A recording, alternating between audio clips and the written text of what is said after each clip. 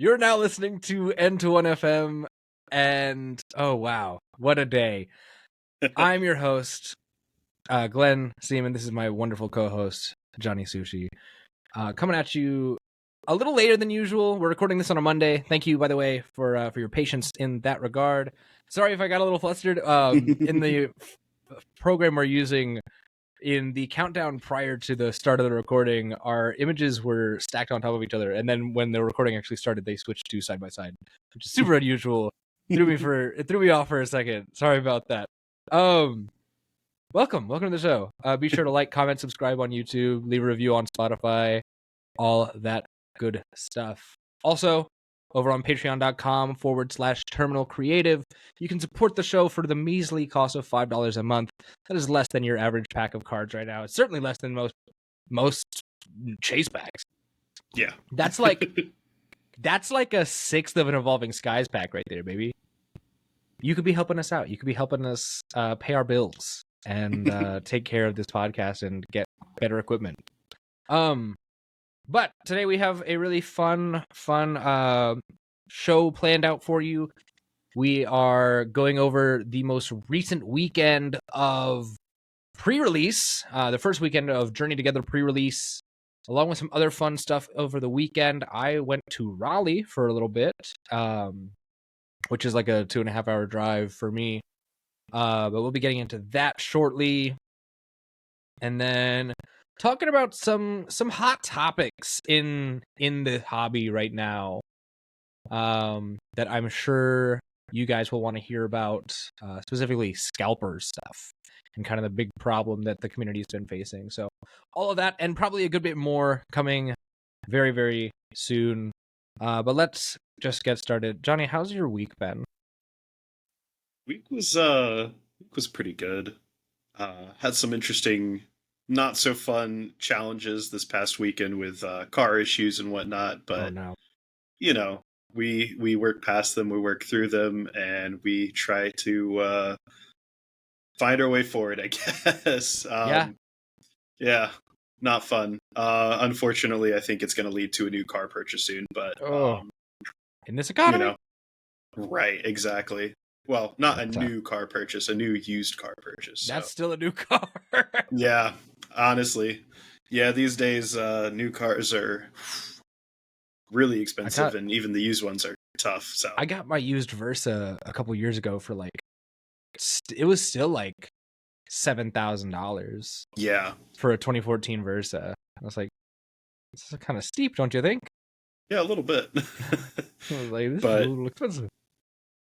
Yeah, unfortunate. But even with all of that, we still had some fun this weekend. Got to enjoy the Journey Together pre-release. I went to a couple of those, including yours, the one that you hosted, and then went to another one over at Scott's, another local shop pretty close by. So, dude, I love Scott's. I had a ton of fun. I wish I was able to get out there more. It's such a fun store. The people there are great. It's such a great vibe. One of my first memories with that store was actually after my first Charlotte Regional, when I went. It was their Scarlet Violet base set pre-release. Yeah. After I dropped out of Charlotte, or was it? It might have been a different pre-release. No, I think it was Scarlet Violet base. Yeah, Scarlet Violet base, either my first or second Charlotte Regional. Probably second, I think. Yeah. Well, maybe not, because it was Silver Tempest Lugia. That sounds about right for Scarlet Violet base release. Yeah. Sorry, that's... Wow. Dude, it's been a long time. Anyway, I went to their pre-release. Wonderful store. I met Hannah, their judge. She is a delight, by the way. I don't know if you've had much interaction with her, but she's wonderful. Yeah, no, she's so good at running everything, and she does a fantastic job at handling the 32 plus people that they get. Yeah, I mean, it's just in that store with the level I want to say with the level of competition that that area in general between Scott's and between Buzz with the people who come out to those frequently, and now Meeple.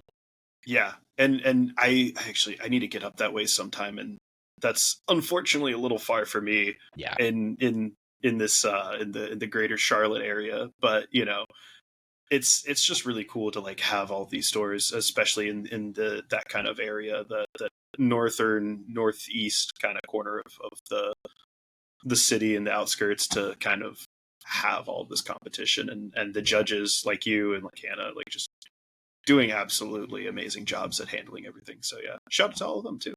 Thanks, man. Yeah, the judges out here are great. I'm good friends with the judge at Meeple as well. Devin is a great dude. I'm still trying to get him to change some opinions that he has for his league. But that is another story for another day. Spoilers, he still has not sat down with me to talk about why he should be allowing proxies. But and especially now that he's got prize support, I'm gonna be like, listen, dude, allow proxies. It's ridiculous.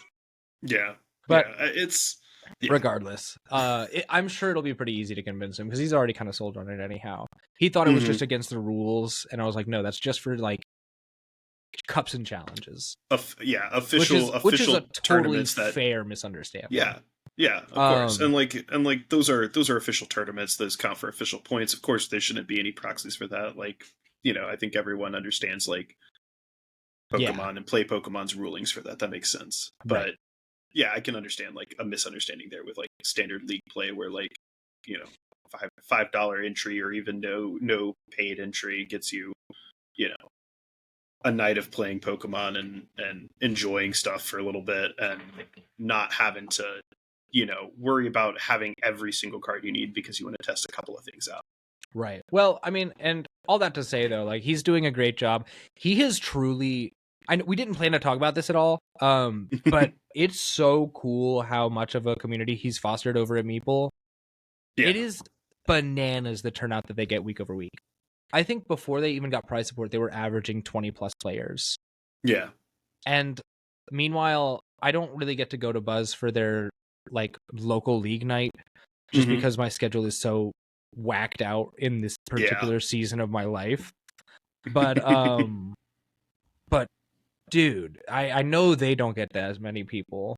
So it is so impressive to see Meeple just thriving well ahead of the game. Already have had their first 1K, which I got second place at, by the way. But yeah, it's super cool to see stuff like that, see the community growing, especially in this part of like slightly removed from the city of Charlotte. It's pretty easy to get like really big turnout when you're in the city, the most populated area. Like that's just when you're going to have the most players. But yeah, having some stuff towards the more suburban side of things is really, really cool. And I love doing it for judging. I love playing in these kind of leagues, and it's they're both fun. They both bring a lot of joy to my life. Yeah, that's awesome. That's so awesome to hear. Dude, judging is sick. It's crazy. I think I almost now have finally enough to get like the crossbody bag, and I'm so hype about it. They have a crossbody bag in the professor store that goes bananas. It's so cool. I wish I feel like I'm gonna like hijack this a little away from like what our original discussion was, but that's okay. This was something that was actually a topic I will say a week ago, and I don't think we were able to cover it. I think I know what you're going to say. Go ahead. But and to the people who are listening at home who may not have heard about it, but about March, was it 12th, 11th, something like that. TPCI announced the Ace Trainer rewards program for Play Pokemon, and I just want to say I'm not. It feels a little disappointing. But the general gist is that for the 2025 season, for players who compete who earn 200 CP, which are the challenge points, they will receive a promo card in the mail, as well as exclusive deck box and card sleeves to use on TCG Live. And what else do they receive? That's it. This is all there is to it. You get a card that's a special promo card. You get some nice little bit of extra stuff on a video game that not even the people who all play this game necessarily play. I'm fairly sure there are people out there who play Pokemon cards and do not touch live at all. Wow. And that's it. And this kind of comes on the back of an announcement that was made earlier in the season about the work towards trying to provide some recognition towards players who put in effort to play the game during a season, but maybe not enough to reach the World's Invite level, which is a lot, to be fair. And I will say, like, 200 CP is still a decent bit, but like, I think a lot of like relatively serious players who may not like be so serious that they can get the World's Invite because they just don't have the time, but they have the wherewithal and the ability to make it to their allotted 4 challenges and 4 cups in a season and hit first and every single one of those. I believe if you do that, you'll hit 200. Because the point standings, the points that you get from like 4 challenges alone, or 4 cups alone, first places, is going to net you, I think, 160 already. So, and then you get the next like 60 there to put you at 220 on first place wins at 4 cups, or 4 challenges after the cups. So like, and that's not a difficult thing to do in a full season of Pokemon. Like, even if you're not hitting that, I think a lot of players still are able to make it to at least 1 regional a year. And with like, you know, decent work put into the regional, decent work put into all of your cups and challenges, you probably will be able to hit 200 in a year. Yeah. You know, I so far this year, I've definitely put in enough to go, I think, to like 120 right now. You know, so like the next 80 isn't going to be like impossible to do before the season's up. So this just doesn't feel like the card is cool. I'll give it that. The card, it's cool art. It's definitely cool art. You get to see like Pokemon in it that were, all of the Pokemon that were in it are, you know, impactful Pokemon of the season. So like the Pokebeach article that I was looking at for this, like they showed you know the 2023 season, they showed Klefki, they showed Miraidon, they showed Arctibax, they showed Squawkabilly, they showed Charmander, you know, all these Pokemon and Curlio, like all these Pokemon that had like an impact on the game in that season, as well as like some of the key Pokemon from the generation, like Koraidon and Miraidon and Meowscarada, you know, like big ones like that. Same with like 2024, they've got like Iron Hands, Goldengo, Teal Mask Ogerpon, Pidgey, Pikachu, obviously, Chinchino and Roaring Moon, you know, like all big Pokemon out of the season. Right. So it's cool, but it's a card. It's going to be worth a lot of money, but like at the end of the day, that's kind of for people who are putting in a lot of time and effort on most of the time their weekends to do this stuff, you know, and play the game. Even though they're having fun with it, I feel like a lot of them still would like a little bit more. Right. Well, and here's the thing, right? And I think they covered it kind of on Uncommon Energy as well. Yes. But this is a terrible, terrible reward. Yes. To have been announced 9 months ago. Mm-hmm. Yeah. For myriad reasons, right? So number one, it's a single promo card, which granted, cool. It might be worth some money. It would be cool for the people to like commemorate, be like, oh, this is the card for this year with all the Pokemon. I remember this meta, or like whatever. But it is very little. It is not like particularly impressive. It's not even a playable card, which granted, there's like I'm of two minds about it. Like I wish it wasn't garbage, but I wish it was like a little better. Yeah. Like I wish it was a little better. just so that it could maybe see use in like a GLC deck or something. I don't want it to be like meta defining. I don't even I don't know. I just wish it would, if they would make it, I'd be okay, honestly. I wish they would make it say something bananas, but like ban the card from standard, you know? Yeah. Like, yeah. Just because play this card and win the game. Yeah, or even just make it a full art and not make it legal and have something stupid on it. But like the fact that it's just like a really standard art, it's not particularly impressive to look at. And also, here's something at the bottom, right? That really bothers me is that this is the same prize that players are getting for TCG, VGC, Pokemon Go, and Pokemon Unite. Yeah.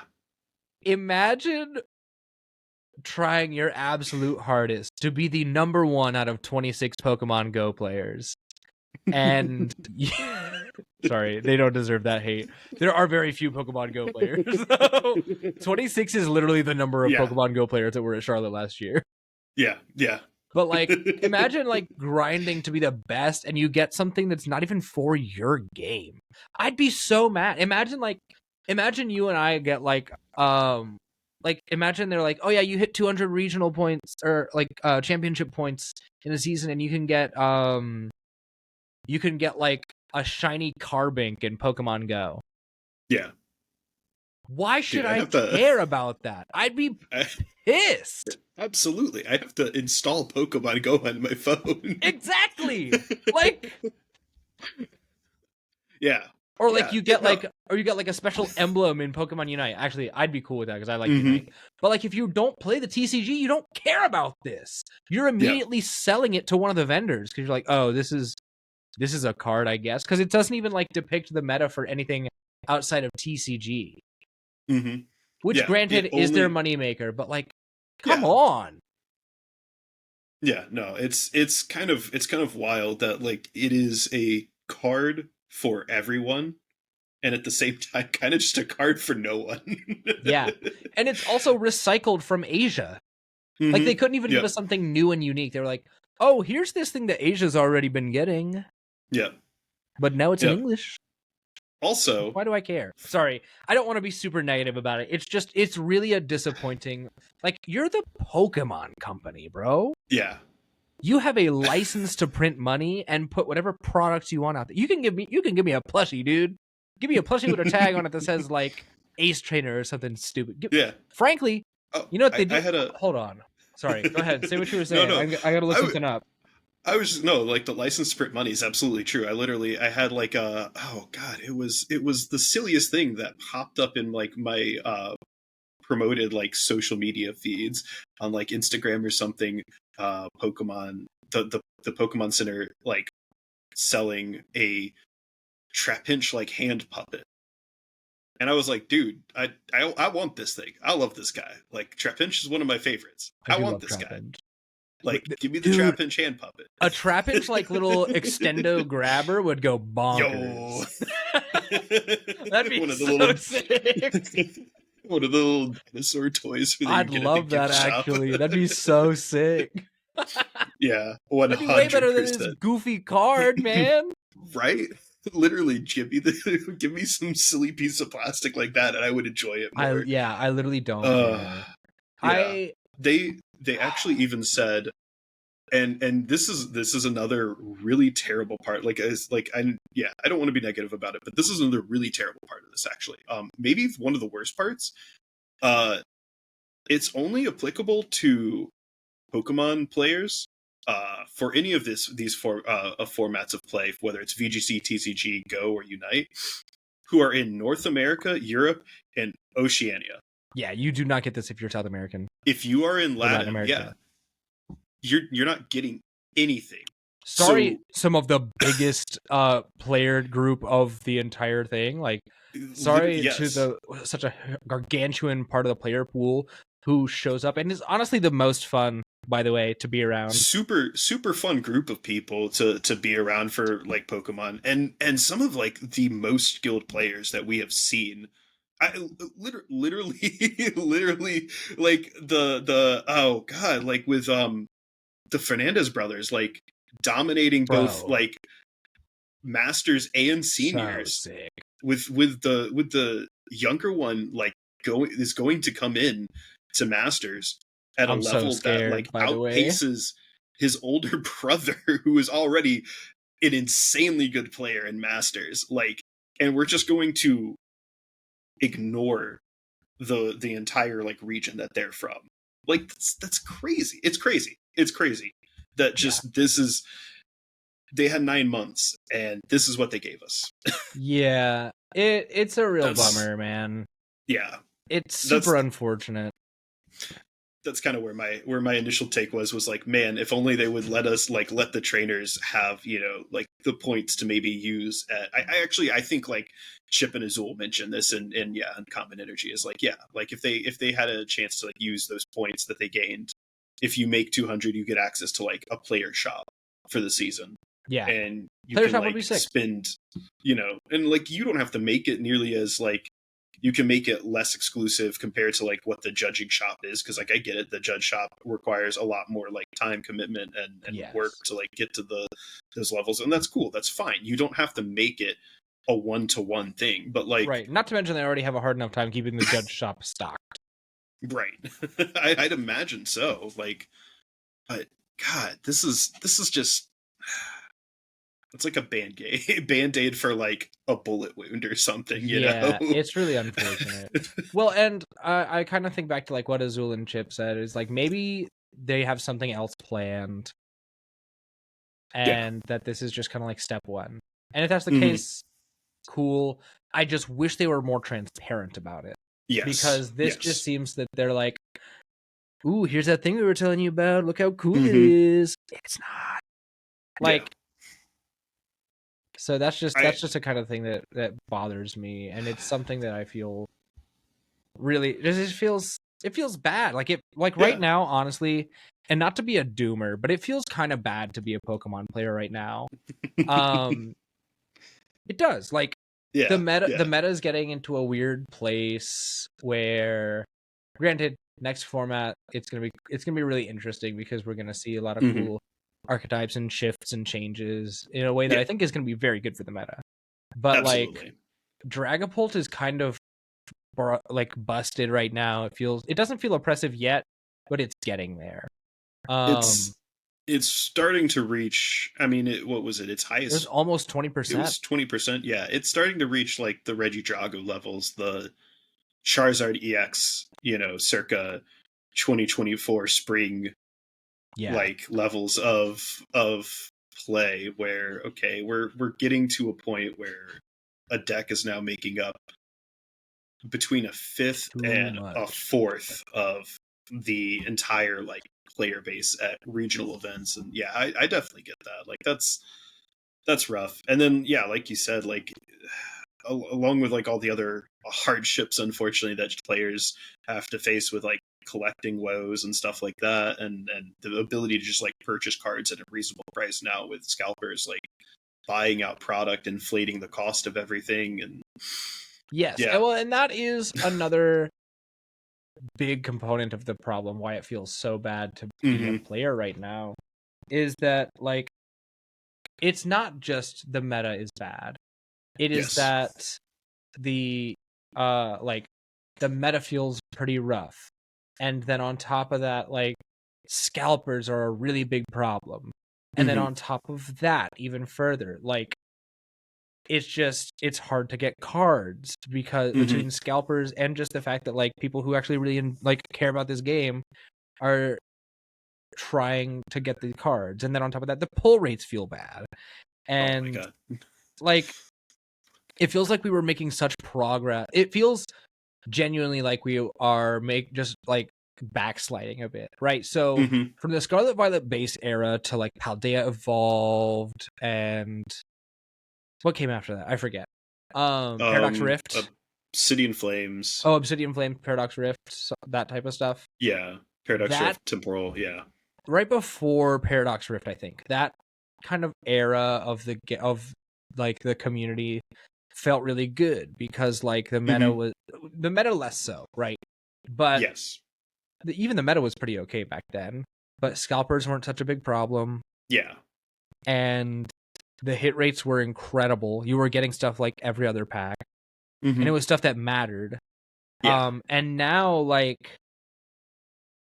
we get a set like Prismatic Evolutions where I can't get anything that I want. Even if I could, none of it's competitively viable. And the collectors aren't even happy because A, they can't get any cards, and B, even if they could, if you want to master set it, you have to get 4 copies of the same card sometimes. Yeah. Like, who is this for? And I don't understand it. Sorry if you can hear my cat screaming in the background, by the way. Yoshi is just as upset as I am. It just feels rough. Like, there could be so many like better things going on.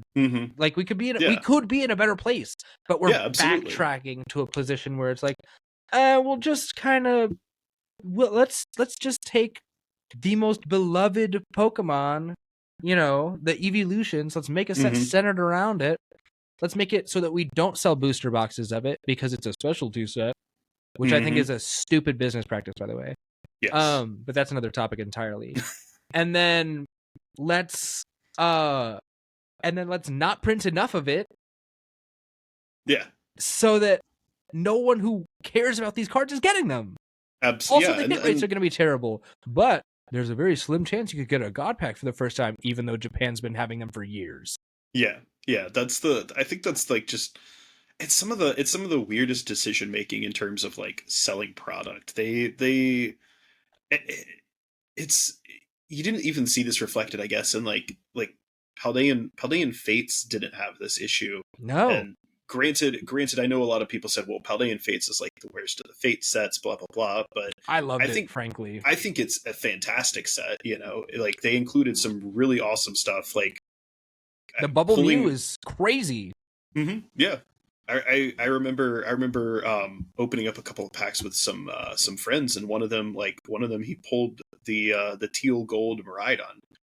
That's such a sick art. I wish they brought it back. It's so cool. It was such a cool art. Like it's still a good pack. It's not a pack for everyone, and I think like that's maybe more reflected in the fact that it's a pack just like all of the Fate sets are.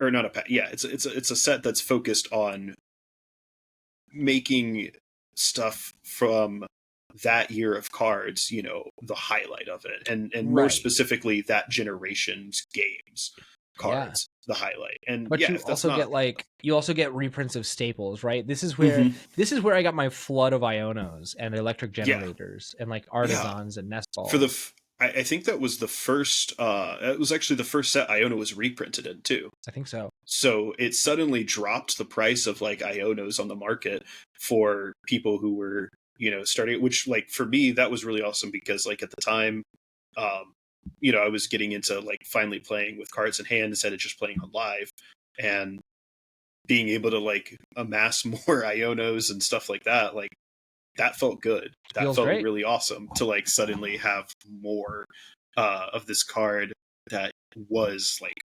$3-4. Yeah. Oh, dude, Paldean Fates gave us Bear Judge full art too. What the heck? Yeah, that too. I that card's so gas. I love that card, by the way. Dude's cool, man. I'm such a Bear Judge lover. It's so good. He's a cool dude. I love him. Yeah, I pulled that off that was the SR I got off. I got a couple of. He's also big LatAm coded, and it makes it even more insulting that they're not getting the promo card. God, yeah, it's just it's really disappointing to see that like Prismatic kind of. I think Prismatic, like people were already talking about a lot of the stuff before Prismatic, and I think we've like kind of hashed over like why Prismatic was already an issue, but I think Prismatic has really brought to light just how terrible some of the hobby has gotten, and then some of the further decisions by the Pokemon Company have exacerbated that issue. And they've done some attempts to try to make it work out a little bit. They implemented that queue system on the Pokemon website, and that's cool, but that doesn't stop the issue surrounding, allocation problems for brick and mortar stores. It Right. doesn't stop the issue with restocks at big box stores and department stores and stuff like that. And it doesn't stop. I think one of the most egregious issues that is going on with collecting right now, in my opinion, in terms of stores, is the non-storefront stores, the warehouse stores that are, because and these people, they own, they have a YouTube channel that they'll run. I don't know any off the top of my head, but it's like, you'll see one of them, they have a YouTube channel they run, and they talk about, the product they're pushing and all that and this, that, the other. And more recently, I have seen a few of them, jump on the trend of making a video about their warehouse store woes, about, oh, well, I'm not able to get as much product as I was because of this, and scalpers are a problem. And it's like, buddy, you're just as much part of the problem, because you don't pay the expenses of a brick and mortar store. You are always paying a little bit less because you own a warehouse, and because your overhead is less in general for that. Not to mention, you're able to get more off allocation in general because it's a warehouse, and you can use that to your advantage to then rip and sell larger amounts of product at an equally inflated rate to and keep the up whatnot with market value. culture that those guys are allowed to participate in too. Oh my god, whatnot as an app has also made this so much worse. I genuinely hate whatnot with like a passion. Oh man, there's a family, good family friends, who are super into collecting, not Pokemon, but just like sports cards and other stuff. And they mentioned like whatnot to me last year, when I had already heard about it a little bit and I had already been paying attention to some stuff about it.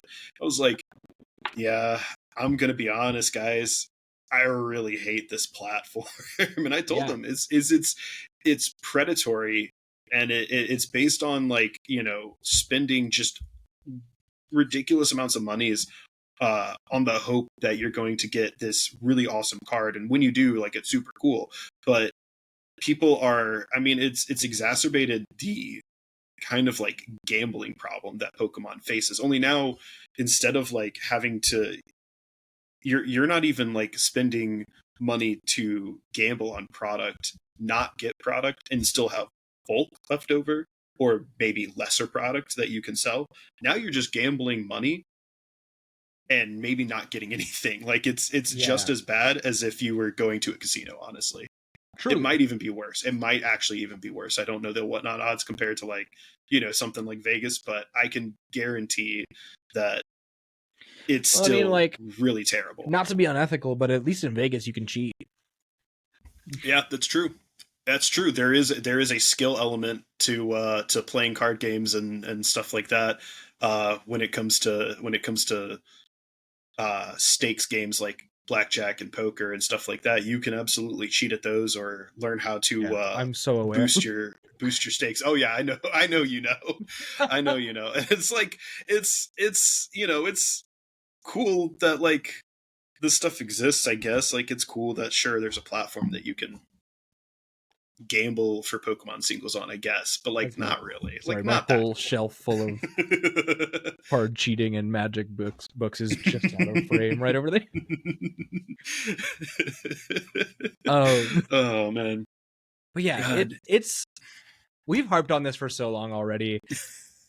But like it really is, it just feels bad to be playing the game right now. Like in summary, it feels bad because it's hard to get cards, because people who don't deserve them are getting them. Like I get like the argument of like, oh, like anybody who has money deserves it, but it's like when these cards are made for a specific purpose to be collected and played with, it feels horrendous when people aren't getting them that do use them. And then the meta feels shambly, and then like events and event staffing and the event organization is worse than it has been in the past.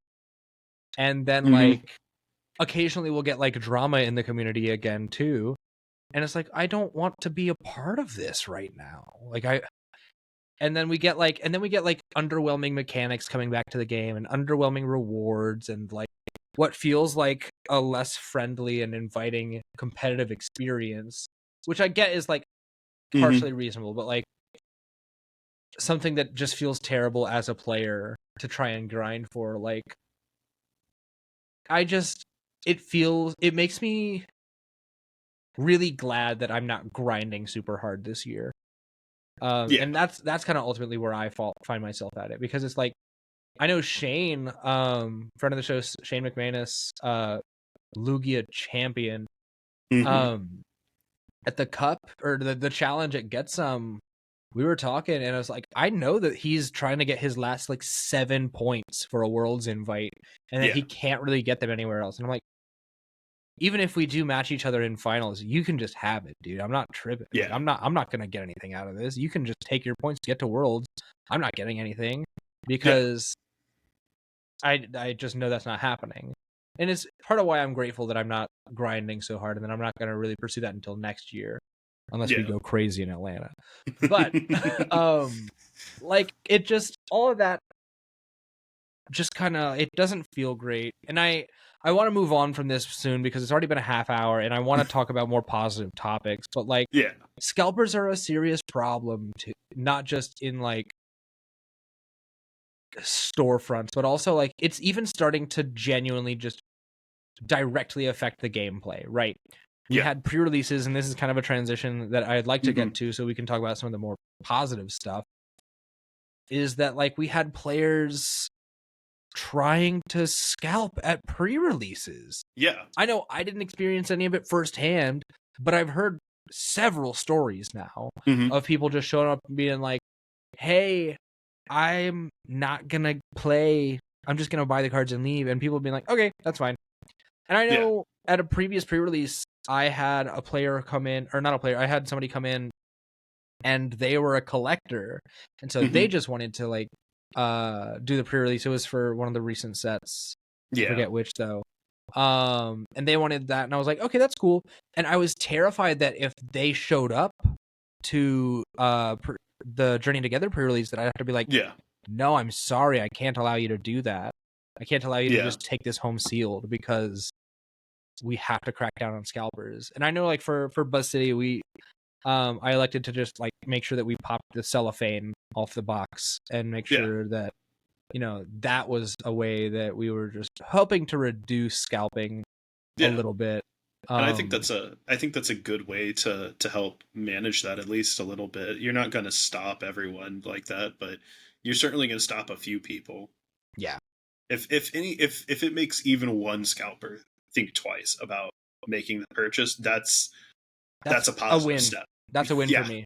Yeah. But yeah, it's a tough situation to be in right now because it all just feels so rough. And I yearn for the day. I literally yearn for the days of like Crown Zenith era stuff. Like Crown Zenith to Paldea Evolved was the golden age for me right now. Everything felt so good, even in spite of like the way the meta was getting crazy at the time. Like it felt really, it didn't feel so just daunting outside of like playing. Like it felt easy to get cards. It felt like there was a chance that if you worked really hard and made your locals routes, you could make it to Worlds, and that there was going to be more events that were easier to access and things of that nature. And now it feels a little less like that, and that's kind of a bummer. And I'm hoping that TBCI will realize kind of what's going on and be like, we should definitely fix this next season. Because there's not much they can. There's not much they can do about the rest of this season. But you know, time will tell. But in the meantime, we do get fun things to go to, like these pre-releases. And I'd like to talk about those so I can stop being upset about scalpers and the meta and get on to other stuff. No, of course. Well, luckily, as far as the pre-releases go, I have to say, like, personally, at least for me, like, competing in them, this was maybe one of my, like, low-key, maybe one of my favorite pre-releases to play in. Nice. In terms of just, like, the cards, and being surprised at how fun it was. So I guess to kind of kick this off for the listeners at home, For the pre-release, we had 4 blocks of cards, and this one, because Journey Together was the kickoff of the um, players or the trainers Pokemon, the owners Pokemon series. Each pre-release kit was built around having 2 archetypes built into it, with the 4 archetypes in total being um, predictably in Iono, Lily, and Hop. And so the N group was Instar Maka, Instar Manitan. The Iono group was Iono's Wattrel and Iono's Kilowattrel, along with a Noibat and Noivern from the set. By the way, the Lily's Rabambi group had Shelmet and Excelgor from the set, along with Lily's Cutiefly and Lily's Pearl, and then Lily's Rabambi included as the promo. And then Hop's group was Hop's Corviknight line, along with a Hop Snorlax if you got the Hop promo set up for it. So in total, each of these groups, you would get the group, one of these 2 groups, and then whatever promo to go along with it. And I thought it was really cool. By the way, these promos go crazy. Yeah, absolutely. The Darmanitan where he's gonna get you is awesome. Darmanitan is straight up about to just wreck stuff. Yeah, and then I love the coloration on the Kilowattrel as well. Yeah. I thought that's actually really cool. I didn't even pay a ton of attention to that one when I first got it, but it's kind of sick. Like the having the lightning like change color as like a gradient to match Iono's like hair color. That's sick. Yeah, it's Lily's Rabambi's like it's just a cute looking card, and it's just cute. Snorlax in the stadium with everybody cheering him on. Bro is lifting weights. I will say, so my maybe like singular gripes about it were like the fact that I think one of my kits I got the Iono group. So both sets I got Iono's, or both pre-release events that I did, I got the Iono's Kilowattrel as my promo.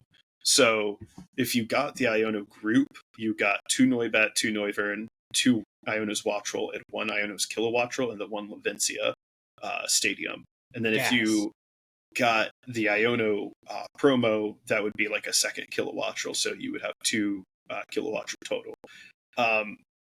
But because of that, the second pre-release that I went to, the second half of the set was the Lily group. So it was 2 Shelmet, 2 Excelgor, 1 Lily's Cutiefly, 1 Lily's Pearl, and 2 Luminous Energy. So because of that, I didn't get a Lily's Rabambi. So it felt really weird and dumb to have a random Cutiefly sitting in the middle of this list, and I did not include that card at all. Well, I was like, I mean, it was like, it's included, but it's just like, it doesn't do anything. Having the Rabambi, I think, would have been a lot cooler with being able to play it from your... So the Lily's Rabambi has the ability Inviting Wink. When you play this Pokemon from your hand to evolve one of your Pokemon during your turn, you may have your opponent reveal their hand and put any number of basic Pokemon you find there onto their bench. Which is like kind of wild in pre-release, like being able to maybe like bench lock someone with like some cards that they don't want on the bench at the time. And also the way that kind of like can combo into Iona's Kilowattrel group with the Noiverns potentially. Like that would have been sick to have. And it didn't show up. But it also kind of didn't matter, because at least in my experience with these, ultimately I think the best 2 were probably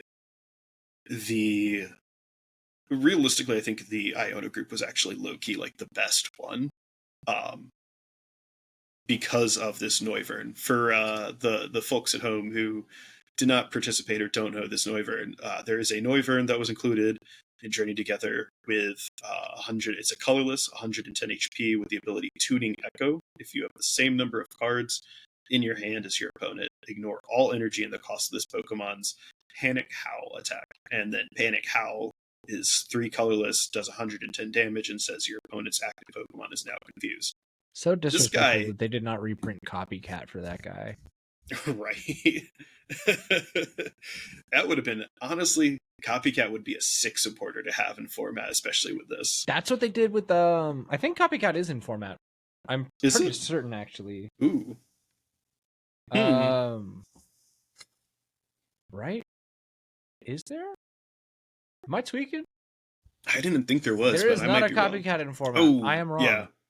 Unfortunate. Yeah. Well, I know in the Noivern V precon Mm-hmm. from a long time ago, it came with like 3 copies of Copycat in it. Oh, yeah. Because it had a boom burst attack or a synchro lat attack where it says if you have the same number of cards in your hand as your opponent, this attack does 180 damage.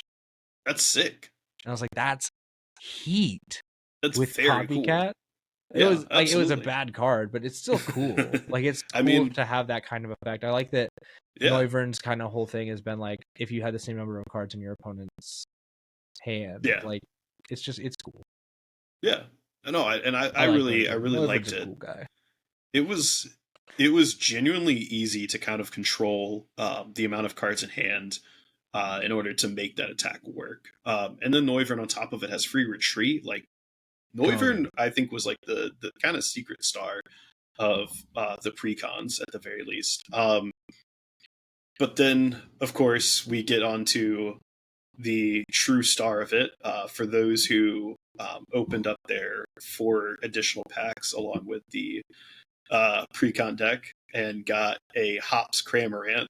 You probably demolished your full pre-release event. I know I did because I went 3-0 with that guy, just constantly like taking shots on enemies or on opponents trying to set up. Like it just too good. Yeah. Hops Cramorant with the ability that only, or the attack Whimsical Spitting only can be used if your opponent has 4 or 3 prize cards left, which works perfectly in the pre-release format because pre-release format only has 4 prize cards and a 40 card deck instead of 6 prize cards and a 60 card deck. So as soon as you get that guy out, you're dropping people. Yep. Hawk Tua. But why would you say that? But oh man. Well, and then you can attack for free. You can spit for free with the choice band. Yep, you get Hops Choice Band on that. You spit, you attack for free, and instead of doing 120, you're doing 150 because the Choice Band also gives it 30 extra damage on that attack, and that's KOing like that KOs everything. That KOs everything in pre-release format. Like Hop Snorlax even is 150 HP. So if your opponent puts that up as a wall to slow you down, you're still KOing that. It just everyone who I played against. I mean, I what was it? My second pre-release, I pulled that, and I pulled a Hops bag as well. And even though that was the only, because of that one, I got the Iono group and the Lily group. Even though those were the groups I got, and I didn't have any other Hops Pokemon that I pulled, I put the bag in the deck because I was like, okay, well, that's another way to get Hops Cramorant. I can either draw into Hops Cramorant or I can draw into Hops Bag, and I can also draw into, like, I think I had an Arven in there, so I can draw into Arven and draw into and search for Hops Bag that way. Like maximizing the way that I could get into Cramorant in that was 100% the best way to handle that whole setup, because like there wasn't really much else you needed to do once you got that guy out. Yeah, he's just a great guy. Just super cool. And then my my second pre-release, I also ended up pulling a Lily's Clefairy EX, which again, I think I had the Lily's Pearl from the Ribombee group, but then I also pulled another one from the packs along with the Clefairy. So I included 2 Lily's Pearl and a Lily's Clefairy EX in the deck because I was like, okay, maximize the chances of getting Lily's Pearl attached to this one and go to town. Same thing there. Like, just another, like, that's also usually the way pre-releases I feel go, is if you get like an EX, you're kind of just cooking. Chilling. Yeah. A lot of people don't tend to handle those very well. Granted, I think, what was it, my game, was it game 2 or game 3 at Buzz? I played Zach, and they had a Mimikyu EX that I was able to beat, which, that was good at least, but Yeah.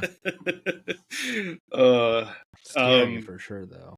it was definitely scary. The Magirna was kind of my counter to it, and that didn't even work out. Unfortunately, that's the one that heals didn't. 90, right? When it's the Magirna, as long as the Magirna is in the active and you attach a basic energy to any Pokemon, it heals 90 off the Pokemon you attach to, which is really good. That goes especially crazy in with a rescue board in Baxcalibur. Yeah, honestly. Ooh, that might be heat. Gotta cook. That might be heat. I'm not cooking. It's bad. Don't do that. But yeah, there was just like, I would say like this was a really fun pre-release. I had a lot of fun with this one, a lot more compared to the Surging Sparks pre-releases. And a lot more compared to the Stellar Crown pre-release. Like those two felt very lackluster. I think this one brought me back to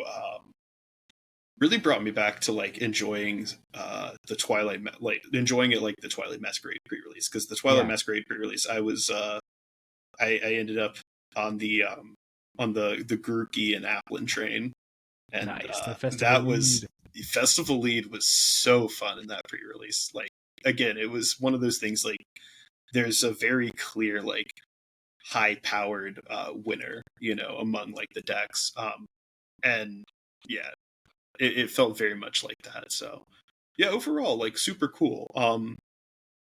And I don't know, I had a fantastic time with it. I gotta say, I had a fantastic time with it. I'm super glad, man. Pre-releases are fun. I wish I'd been able to play one this week, and I don't get to this week. Friendly reminder, we definitely should have covered this at the top of the show. Next week there will not be an episode of the podcast, as we will both be out of town. So sorry it took this like literally an hour to get to that, but I do want to let everybody know next week, the week of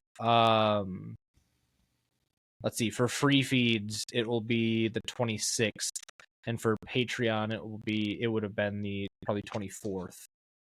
That week there will not be an episode of the podcast because we will be elsewhere. I will be in Jamaica with my lovely wife for her best friend's wedding. And you said you're gonna go to Tampa, is that correct? Visiting some friends? Sorry, I don't mean to dox we're going you. No, yeah, all good. We're gonna go see some friends in Tampa doing a wedding there, as it were, and then also our baby shower same weekend. True. Super action packed. Yeah, holy smokes. But oh yeah, wow, it's gonna be a crazy time. Crazy time. But this was a very solid a very solid pre-release event. I did manage to also pull what was it? Oh, I managed to pull that Swinub. Nice, what you wanted. That was the one. That was kind of my chase for the set. I mean, like, I think there's really only one other card I'd want at this point for illustration reason. That's probably the Noibat. Just similarly, like, really cute art. But I'm glad that I got this Swinub. It feels like justice after seeing what Pocket did to the poor guy with the Weavile EX card. Yeah. Oh man, it's rough out here.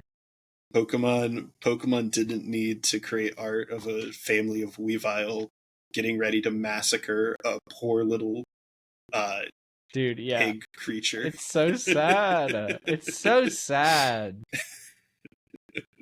They didn't need to do that, but they did it. But they did. Weird. Yeah. Yeah. So definitely a cool time. Glad you got your case card. I got like a full art Ruffian from my packs. I'm still waiting on my stack from Buzz. Full art Ruffian's kind of cool. Yeah, it's kind of nice. That's kind of solid. That's like all I got though. Dude's big chillin'. Yeah. Yeah. Unfortunate. No other cool pulls off those Journey Together packs. No. But I didn't. Rather than playing at a pre-release, I instead went off. I got up crazy early Sunday morning, and I drove off to Raleigh, North Carolina, for a 1K. And I'm not gonna lie, dude. This trip was a disaster. Oof. I almost feel like I kind of have to talk about it just because it'll be better for me as a person to talk about it. It was an embarrassing run for me, and just in general. Like my ego got really into it, but it was also just like not a great trip, right? So originally I'd planned to do a vlog about it, which by the way that is canceled. I'm not posting a vlog about that trip for a couple reasons. And they'll become apparent as I talk about this, right? So first and foremost, I went up, brought Sablezard, was trying to give it one last like good send-off tournament and get some money, hopefully, by landing in the top cut. That did not happen. I went 1-2 drop, because it was 5 rounds, and they were only going to cut to top 4. What? Yeah. And money we had like just enough players that top cut was top 4, and money was still going to go to top 8, but like top 4 was going to be the cut. At least that's what they said. How many players were there? Not that many. Really? Not that many at all. Maybe they still like went to 8, but I don't know. I was gone before I could find out. Yeah. And because what happened was like, yeah, go ahead. Oh, sorry. I was just gonna say that seems strange to like. It does seem strange. 5 rounds, but top 4 for. Now that I think of it, they probably did do top 8. I would at least but hope maybe so, not. But yeah. But anyways, so I get there. First of all, this past weekend there was a crazy storm. Like there was tornado warnings. Yeah, that was a bit wild waking up Sunday morning and just like it was torrential. Yeah, I luckily dodged most of the storm. Right. That's awesome. I didn't really get any of it. I kind of just barely outran it.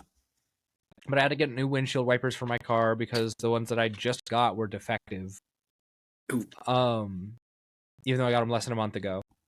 So that's annoying. And then like I was almost late for the 1K because I had to like get the wipers, and the staff there were just super rude. And like then I had to get breakfast at Bojangles, and there was like an AI for the drive-thru, and I was like, this is no. It was really gross. The food was fine, but whatever. It's Bojangles, you know. But I get there and I'm chilling, and then I'm like, and the hall was cool. The hall was pretty sweet. Like as far as like the number of people there, the number of vendors, the number of people like hanging out, having a good time. Met a couple of cool people up there. Specifically, I think his name was Axel Not Human. Was one of the guys running the place. Shout out that guy. Okay. But like the lighting in this place was abysmal. Oh. And just like everything about the venue was rough. It was at a fairground, and the building itself was like not really well air conditioned. Ag hole. It was just not very good. So like you have already like sweaty TCG players who are allergic to soap and deodorant in this warm hall with it being extra humid because of the storm, and it's just like they had gross. Those like gross like greenish yellowish fluorescent lights overhead, I bet, right? Dude, yes. Yeah. It was terrible. And then like the second you mentioned lighting, I was like, yep, that's it. I know exactly what this is. And like. I was looking at my footage like from kind of like going over the hall, and the footage looks terrible. Oh my god. And that's another big reason for like the vlog being canceled, is because it looked horrendous. You couldn't even really see into the cases to show off the wares. Yeah. It was loud as crap, and there wasn't really a way to like have conversations with any of the vendors that was able to be recorded, even on like the microphone on the camera. and it feels bad because like I was really excited about doing the vlog. Yeah. And this isn't even getting to the tournament yet. Like this is just because there's a lot more to the tournament. It was brutal. I did not have a good time. But like just like the venue itself was rough. I was not thrilled with it. I was really hoping for at least air conditioning. Something that was it almost felt like one of those semi indoors places. Mm-hmm. You know how like if you go to like a park and they have like a barn? Yeah. It felt very much akin to that. Where it was like almost inside, but not really. Yeah. So didn't love that. And then I get to this 1K. Bro, wouldn't you know? I must be on some sort of quest to collect losses against nuts North Carolina players like Infinity Stones, brother. Because round 1 pairings, I'm bringing Sablezard to this, and I look at the pairings and they're like, "Hey, buddy, you're going against Grant Manley." Like, all right, it's a wash. He just played Lost Box. Dude's paired against like not just like dude who played Lost Box, like probably 8, like right? One of the better Lost Box players. And, like probably like king of Lost Box at this point in time. Yeah. Like he's brought Lost Box to like so many. I'm gonna look up his stats real quick because I'm pretty sure he has brought so many like Lost Box placements. I mean, like there's probably people who have like done more than him with Lost Box, but like, oh my god, just and also just like someone with such a prolific tournament history in general. Yeah. Lost Box at EUIC in Vancouver already this season with a 11th and a 36th between with those respectively. Lost at Tina at EUIC last year in Orlando the same year. Not nearly as high placing, but still a dang half season full of Lost Box, over half season full of Lost Box in the 2022-2023 season at Sao Paulo, Toronto, Melbourne. Where else are we? Charlotte, Portland, Hartford, he's just Milwaukee, a crazy Fresno. player. Yeah, and then just like that on top of like using other like crazy lists, like when he rolled up to Fort Wayne in that same season with Reggie's, and got fifth. Got 43rd in Baltimore with Mewtwo control, which, by the way, one of my favorite decks of all time. Insane. Love that deck. But yeah, 4th at Indianapolis with Pidgeotto control. Like that's crazy. Absolutely, it's crazy. Cracked out player. Yeah. Super good. And I sit down, and at first I'm not sure. I don't know why. But like I was like, because I didn't really know exactly what he looked like. I kind of had like a vague idea. I was like, oh, like smallish white kid. But I looked at him, I was like, and so I asked him, like, so are you the Grant Manley? And he was, and he laughs and he's like, yeah, but I'm washed, so don't worry. Burrow's like, I'm washed. He literally said that, and I was like, all right, well, we'll see. And so I sit down to play against him, and we start playing, and I'm already like kind of tweaking out because I'm like, dude, don't let me have driven all this way here just to lose this quick. And he flips over. He tries at first it's just a Radiant Greninja in the active. So I'm like, this could be anything. And then he puts a power glass on it. I'm like, what is this? Bro's cooking. Bro is cooking. It wasn't until like turn 2, turn 3 that I realized, oh, you know what he's playing? Ancient Box, brother. The biggest hard counter to what I'm playing. So wait, he was running Power Glass on that so he could get energy back and me with Greninja. Oh my god, what an insane! Yo, that's crazy. What a tech! It's so sick. He was playing 2 of them, actually. It was awesome. It was so sick. I wish Gradient Greninja wasn't rotating. That's such a sick tech. Oh my god. That's why people are putting it on Darmanitan in N right now. Still a bad deck. That makes so much sense. It makes so much sense though. But still, like, so he tries cheesing me with the Greninja, and I'm like, all right, thank God we got the Manaphy. And I think I did surprise him with my deck choice a little bit because, playing Sablezard. And so I kind of got to talk to him about the list, and I was excited about it. And he was like, okay, that explains the Manaphy. That's pretty cool. That feels like it's good into everything except like Lugia. And I was like, yeah, pretty much. Yeah. That's not a quote. Don't quote me on this. But so yeah, it was an interesting game. Like I did get to talk to him a little more. He's a very quiet player, so like it was cool to at least get a little bit of conversation out of him. Because like I don't know, like when I sit down in an opportunity like that, I almost don't even care about the game anymore because I'm like, this is probably going to end this way, so I might as well at least get a good story out of it. So it's always nice being able to have a conversation like that. Yeah, just that ability, like, hey, can I pick your brain? Yeah, it's fun. It's fun to do. It's why we have the show. It's why I started the show originally. And so that was super cool. He was pretty chill. It was nice having a conversation with him and just playing the game. I had a slow start, so he did end up winning. I actually had a route. If I had done my math a little better, or like drawn into a lost vacuum when I needed it, I probably could have won actually. But it just didn't work out that way. And I had a slow start.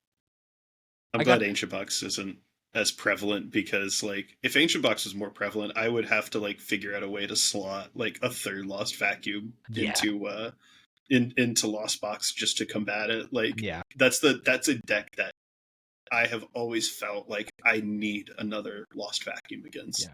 The worst was I wasted one of my Lost Vacuums because he had Rotom and for Sealstone. And he hadn't used it yet, and I was like, "Let me just get rid of that before you can use it." And then the next turn, he just attaches another one. I'm like, "Ah!" Oh my god, right. He had the double for his Sealstone play in the deck. That's so crazy. Upset. Dude baited that. He saw you were playing Lost Box and baited the play. And then I couldn't vacuum off the ancient booster capsule off of his Roaring Moon EX. That's kind of a crazy like high key like metagame play. That's such like a 6-head play.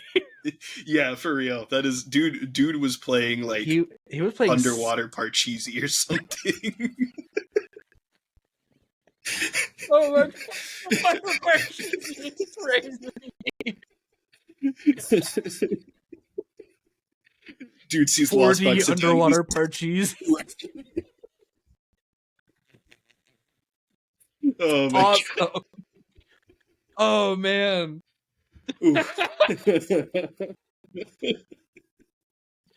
Oh dude, that's gold. Oh man, I'm crying. So I played against him. I lost just barely. I almost had to play, but I messed up my math. I was literally 10 off of like almost having checkmate. Yeah. But whatever. He was just able to. He just had it, and I didn't, and that's fine. And so I was like, whatever, that's cool. And then I shot my shot like I do. I was like, hey, I have a show. So, is there any way I can contact you? Would you be interested in that? He's like, I'm not sure. Maybe, probably not. And I was like, that's fair.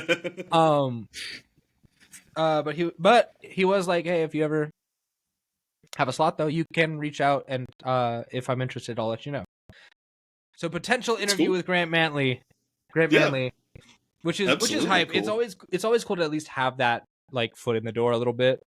Yeah. So that was nice. Round 2, I got the bye, and so I was like, okay, sick. I'm gonna get some footage. I was running late, so let me get some footage of the hall, stuff like that, so that I can have footage for the vlog. Got some footage. It was okay. And then I looked back at it later and I'm like, oh, this is not good. Oh. Got some cool conversations with some vendors. It sucks though, because a lot of the conversations I had were awesome, and I wish I had just had the camera on. Yeah. And then the ones that I did have the camera on were botched because it was my first time really carrying this camera around. So I'm not sure how to like hold it in a way that like gets them in the shot consistently and hears their voice. I don't know what the audio is like at all because it's like so loud in there. Yeah. So I take the opportunity to, at least I did check in with like the vlog outside, right? I was like, let me tell you about this. Guess who I matched round 1. which, you know, it was cool to at least get practice kind of talking into the camera like a crazy person. Yeah. And just looking like a total D-bag. Not to make it like PG-13, but like anytime I see somebody talking into a camera, I'm like, oh, you suck. One of those so guys, just kind of having to humble myself in that way. But then game 3, like I played against a Dragapult player who was wonderful, by the way. This guy was so I've been using do I have him on me? I've been using the Anniversary Red sleeves from an unnamed card sleeve company that doesn't sponsor us. And the guy who sat down across from me was using the blue ones, and so we talked about that for a second. We were like, "Oh, this is cool." Yeah, it's super fun. It was a nice little interaction. Yeah. And then I proceeded to just have such an awkward game that I was not able to draw out of anything, and I misplayed like 2 times. Literally, so like I had to like attach Crisis Punch and then Lost Vacuum it turn 1 to get the spit on his only Dreepy. But the next turn he had like the Buddy Poffin and the Lance and the like instant charge for all the cards he needed. And then Lance for like double Dreepy, Poffin for like 2 Dusks or something like that, instant charge for everything else. The Poffin was for the 2 Dreepies, and then I think the Lance was the turn after for 1 of each, you know, like and so that felt pretty rough. And then like after my turn 2, he should have had it because he had Duskull on the bench, and he would have been able to attack with Dragapult that turn, which he did. He was able to attack with Dragapult. Should have just popped the Dusk and won turn 2 or turn 3, and he didn't see that, and I was like, oh, thank God. I'm in it. Because at that moment, I was like, if he sees this and doesn't just misplay out of his mind, I'm at least still around. And I can bench another guy and survive another turn and this, that, and the third. And I did survive another turn. And then the next turn, he just goes and, like, at that point, I have, like, 2 Comfies and a Cramorant. And he just, and one of the Comfies has, like, 30 damage on it because I switch carded some off. And so next turn, he literally just goes and, like, gets a Dust Noir and blows up my whole board. And I'm like, well. Board wipe. I'm going home. At that point, I'm literally like, all right, see ya. I'm going to go drop and go drive 2 hours home. Yeah. I mean, that's very understandable. Well, it's like I was out of money. I wasn't having a good time. The venue was really starting to heat up. And like it was getting really uncomfortably warm.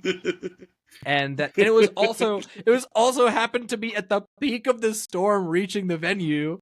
So I'm walking to my car super defeated. It's pouring rain. My favorite vans are getting covered in mud. I'm like, this is the worst day of my life. And I was so and I was so embarrassed too. Because like I've talked this big game about how good Sable's art is right now. And it is. It still feels very good.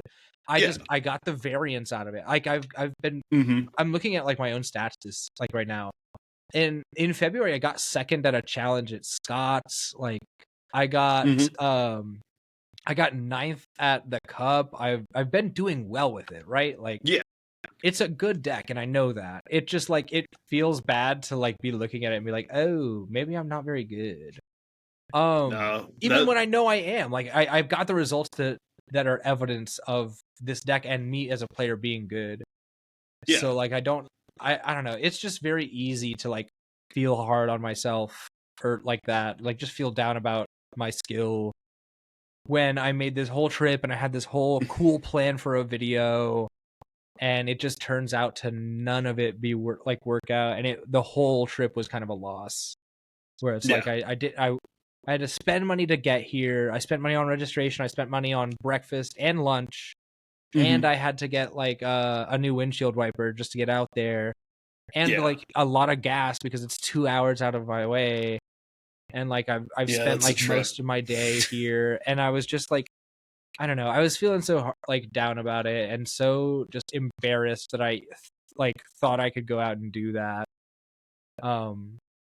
And I know that's like an irrational thing, like not to get super real, but like I was feeling like really doubtful about like even just if I was a good player. No, I totally get that. And because I'm still learning how to like manage dealing with losing like that. Yeah, Because like when you absolutely. don't go to a lot of events, a loss like that can just feel like the end of the world because I'm not going to get another chance for like. Luckily, right now, like I'm able to go more frequently to stuff, and like Yeah, we're going to Atlanta, so at least I have that opportunity. But like, I know if I'd had something like that, uh, like a year ago, even, I would have yeah, been devastated. Like, yeah, so I don't know. It just it was humbling, a humbling experience. And now I know yeah. to never go back to that venue because that was For terrible. sure. But No, it was good I for practice. sure get that. I for sure get that. I kind of had to a similar uh kind of outcome, much less of like the stakes being much less high, I guess, at like a challenge last week. Um, and I did terrible at the challenge, and this was like my first like terrible challenge. And I actually just pulled my stats up also just to double check. This was my it's not my first terrible challenge in a while, because I've had some other bad ones Yeah. recently, unfortunately. But like this was like the first one that I've had in a while of like playing this deck and doing really well with Lost Box specifically. And just I went like 1-3, you know, and just Mm-hmm. like it felt really bad, like driving home and just being like, man, I had a you know a long work week, and I went to this and I was super excited, and I just flopped Yeah. basically. Like even the game that I won, I feel like I don't. I mean, the game that I won, I did not feel like I deserved the game that I won winning it. Mm-hmm. It was more just the product of who I was playing against more than anything. Because I Yeah. was playing against like a newer player who was inexperienced with a very good deck. They were one of Lily's friends, and they were playing the Lily's like Roaring Moon deck. And Okay. so I was like, I knew this deck very well, and I knew exactly what this deck can do. And I'm like sitting here with like my first 3 or 4 turns of the game, like doing nothing, like quite literally Jeez. nothing. I started Cramorant, and I put, what was it, uh, Charizard on the bench, so I didn't just flat out lose. And like the only reason that I was able to make Mount a comeback is because they did not really, because they didn't know what my deck could do, and they also didn't know just how bad I was doing. They took safe plays with stuff like Calamity Storm and only doing 100 to the Cramorant, Mm. instead of taking an opportunity to like frenzy gouging, when they could have frenzy gouging the Cramorant and accelerated like the game state so much faster Yeah. and put me in a much worse position. Like if they had done that, because I had like one Night Stretcher, it would have advanced it would have just flipped the game. And I felt like I managed to scrape out like a win, going from like being at a 3 prize card deficit to theirs, to spinning it around and taking all 6 of my prize cards in the next 3 turns, of like Yeah. suddenly getting into like come phase and getting into stuff in the lost zone and things like that. But yeah, just the next few games, just doing terrible, making some poor mistakes, because I think I like attached to a Sableye on a bench because I thought I had like a switch or a switch card in hand, and I just like I go back through my hand and I was like, oh, I didn't have that card, and I Dang. just like I miscounted, and I think I looked at something and thought it was something else, and it's like, oh, okay, well, I just literally took a turn to pass on like a turn that I could have capitalized on like an insane play against a Miraidon, which Yeah. is like should have been one of my easy matchups. And then like after that, having another game where I just bricked right from the get-go, and then another game where I think at that point I just had like very defeatist mentality, and so I just like Yeah. I did what I could, and I could have probably won the game if I had played better, but I just was not like in the headspace for it. I was tilted very tilted by the last tilt one. is But so hard to manage. yeah, I was like, well, there's only one round left. I'm gonna play it out because I'm here to play Pokemon and have some fun with it. I'm not gonna drop, like, I'm already not gonna make top 4, so there's no problem with that. If I just play this out, it'll be fine. And I finished feeling even worse than I went into it, Dude, that because sucks. I got tilted over, like, because I played it tilted and then got further tilted over the tilt.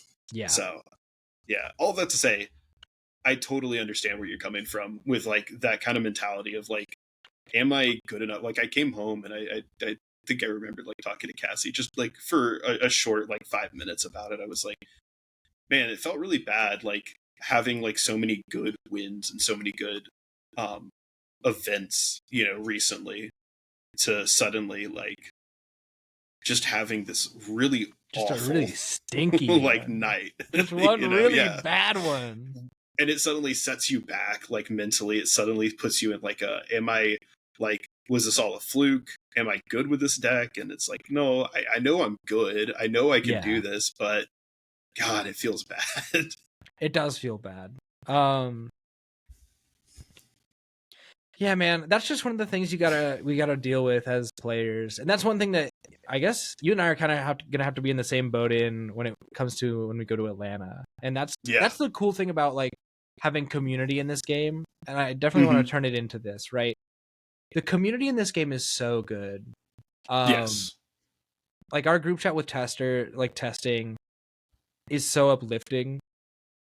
More often than anything else. Like, it feels good to have people that you can come to them and be like, I'm really feeling crappy about how I'm doing. Like, just having each other to, like, keep you accountable, be like, listen, you're still good at this. Yeah. Like, don't worry. You're okay. You just got the next one. Sorry that happened. It'll be good to have each other to remind everybody of that. Like, yeah. Because at the end of the day, like, you are way better than your worst finish. Like, and your unlucky, like, draws and stuff like that. And even when I played against, like, Grant, he specifically told me, he's like, yeah, it's probably not as bad of a matchup as you think, but you got a really slow start. And I was like, okay, that's encouraging at least. Yeah. And it's like, I know exactly what I did that I could have not lost the game against that Dragapult player. But I still, like, just I folded under pressure, and that happens sometimes. But, like, being able to have other people to talk to and be like, no, look at all these, and it's like an awareness of yourself thing, as well as, like, something you can be aware of in other people to help them when they're feeling low. But you got to remember, like, all the times that you've won, all the times that you've placed really high, all the times that you have, like, performed well and made smart decisions and good plays, and controlled a game in a way that is beneficial to you, and try to ignore something like, oh, I just didn't draw well, and sometimes that happens.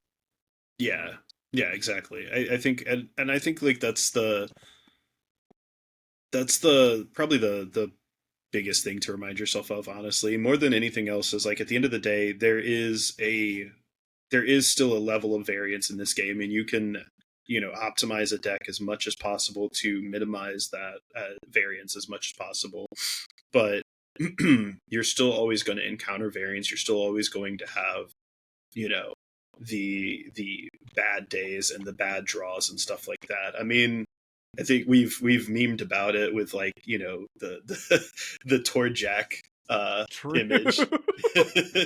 Like, this is, like, a guy who is known for being one of the best players, one of the best players in the game of all time, in fact. Yeah, and here he is at, like, table 300 in the middle of, like, a tournament where he ran I mean, like, to be fair, maybe an objectively, like, bad deck, but still, like, taking, like, his deck building style and putting it on that. And I mean, I think he's taken the same deck and done some changes to it and done even better with it. So it's just kind of that reminder that, like, good players have bad runs. Even Torden Azul will be dropping runs. out of tournaments sometimes. Yeah, exactly. Like, when you have a bad run, and you take a step back and you look at it and it's like, okay, is there anything I could have done differently? And if there isn't anything you could have done differently, then sometimes it just is like, it's just how things landed, Yeah. If I could have done, if there is something you could have done differently, then you look at that and you say, okay, I have to remind myself to keep an eye out for that play or that, that line, as in another game. If I see something come up similar, I can capitalize on that and I can learn from that mistake. Yeah, absolutely. But when there's conversely, like when there's stuff that you can't control, Mm-hmm. like it's out of your control. Don't get frustrated about it. Just think about how you can play better.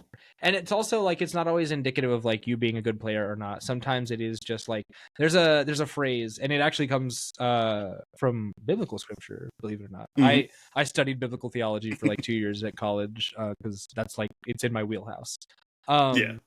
And like there's a scripture about like rain falling on the head of the just and the unjust alike. And that kind of led to just a mantra, even when I was in like church choir, right? Yeah. Where like the director of the choir and music pastor at that church was a big mentor for me for a long time. And often like when stuff would go wrong, he'd be like, man, sometimes rain is just rain. Like it very much is just like, sometimes stuff just sucks a little bit. Yeah. And that's okay. It's not always indicative of like you've done something wrong or you're a failure or some third like amorphous thing. Like sometimes things just kind of suck, and that's okay. Yeah. Yeah, absolutely. Absolutely. So, yeah. I think that's the fantastic, takeaway for really anything, but I mean, especially as like, someone, competing in like a card game, or just any sort of competitive like thing, really. Just sometimes you have to you just have to roll with the punches and it's look at it and say, it is what it is. Yeah, it is what it is. I have found myself saying that phrase in Spanish a lot, and I never know who understands what I'm saying, because it is just the Spanish for it is SOCKS, which just sounds like you're spelling the word socks. and I thought that was cute when I read it the first time, and so like, oh, so I've just adopted that like phrase SOCKS into my vernacular, and like I'll say it and assume the other person I'm talking to knows what I'm saying. And I probably seem super pretentious for that reason, but it is, whatever. Yeah, trust me. I'll drop the healthy comme c'est comme ça. True. Now and then, so. And I feel like that's probably more pretentious because it's French. So. Hey, French is just Spanish in cursive. It's okay. Oh man. Let's wrap this one up and head to the bonus episode over on patreon.com/terminalcreative. $5 a month, seriously. It gives you early access and bonus content. It's so worth it. It's so worth it. We actually just hit 10 episodes of the bonus show. You've got over 450 minutes worth of content. I don't know how that turns out into hours, but you got over 450 minutes worth of content to go watch over there. So go do it. That's kind of all we got for you guys this week. This was therapeutic. This was good. This was a good one. It feels cathartic. It was good to get out. Like, maybe we're not the majority of people like feeling this weird way about the game right now, but I think it was good to kind of like get this out, just so, if nothing else, just so that there's record of like, for us, of like how the game felt at this point in time. And that's pretty cool for me, at least. So with that I think said, we're both I was just going to say, I think we're both super hopeful, for like what comes next, because we want the game to be good. I think like, I kind of want to address that, because it's like, we're not trying to, just be, doomer posting about the game, about Pokemon in general. We want to see stuff get better. We want to see stuff get better. We love this game, and we want this game to stay lovable. Yeah, exactly. So exactly. And we're hopeful that it will become more lovable, and I'm sure it will. Like it'll be good. It just takes time. So we'll get there. It'll be great. There'll be more fun things. They'll reprint another broken Genesect card, and I'll be happy again. They'll also make Mega Diancie good. We didn't even talk about this. Mega Diancie and Mega Gengar are both in the starter decks. I'm furious. I love both of those guys, and they're in starter decks. Unfortunate. Oh, man. That's so sad. That's so sad. But regardless, all right, we gotta get out of here and go to the bonus. Thank you all for coming to watch. Please leave a like, comment, subscribe. Leave a comment on Spotify too. Somebody let me know that feature is working, please. And leave us a review or a rating on Spotify as well. I'm going to see what I can do about getting us up on Apple Podcasts someday, probably by the end of the year. I know that's like a really like accomplishable goal, but like the administration side of getting a podcast on another platform and like maybe even having to put up with like an RSS feed if I get to too many sources, and just like it's already a lot to just get it up on YouTube and Spotify on time. So adding a third thing to that is like something I really want to take my time with. Yeah, for sure. But all that to say, leave us a review, like, comment, sub. Tell your friends about this. Also, tell your friends to watch the show. I know that you may not care about what we have to say because you see us at locals frequently, but your friends might. Your friends don't know us like that. So let them know so that they can subscribe as well. And we hope to see you in the next one. Also in the bonus, but mostly in the next one. So thank y'all for watching. Peace out.